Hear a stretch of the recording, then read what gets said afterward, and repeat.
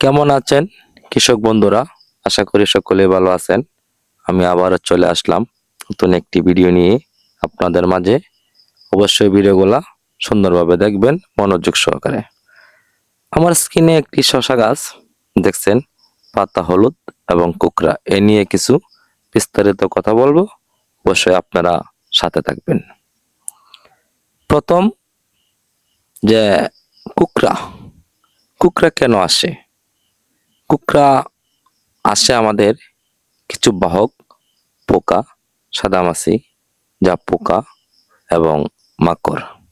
আমাদের জমি থেকে যদি এগুলা পোকামাকড় নিয়ন্ত্রণ করতে পারি, তাহলে কিন্তু আমাদের শসা গাছে কোঁকড়া রোগগুলো কখনোই আসবে না।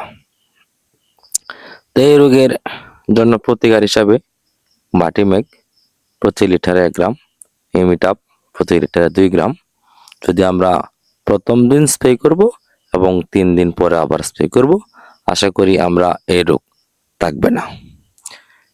পাতা চুপ চুপ দাগ এবং হলুদ বর্ণ, এই সমস্যার জন্য আমরা কিউব্রিওটপ প্রতি লিটারে 2 গ্রাম এবং সিনজেন্টা কোম্পানির রেডিমেড গোল প্রতি 16 লিটারও 60 গ্রাম হারে ব্যবহার করব।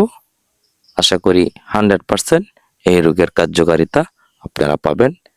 ভালো থাকবেন, সুস্থ থাকবেন। এ পর্যন্তই। আল্লাহ হাফেজ।